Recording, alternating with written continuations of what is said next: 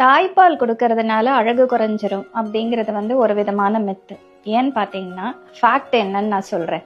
Breast ஃபீடிங்ல வந்து first change in breast shape and size. Pregnancy காலத்துல breast வந்து after டெலிவரிக்கு ரெடி ஆகுறதுனால, ஸோ டெலிவரிக்கு அப்புறம் பிரஸ்ட் சைஸ் அண்ட் ஷேப் கொஞ்சம் என்லார்ஜ் ஆகும். ஏன்னா அது கிளான்ஸ் மில்க் ப்ரொடக்ஷன்னால ஆகிறதுனால.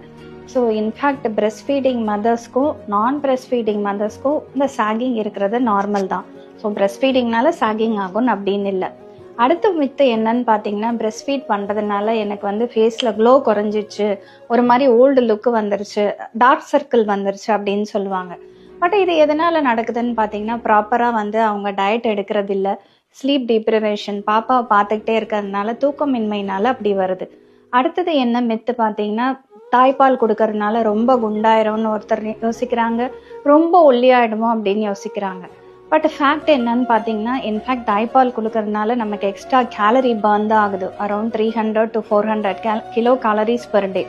ஸோ அண்ட் அது மட்டும் இல்லை, யூட்ரஸ் வந்து சீக்கிரமாக இன்வல்யூட் ஆகி பெல்விஸில் போகிறதுனால இன்ஃபேக்ட் அவங்களுக்கு வெயிட் லாஸ் ஃபாஸ்ட்டாகவே நேச்சுரலாக நடக்குது பிரஸ்ட் ஃபீடிங்கில்.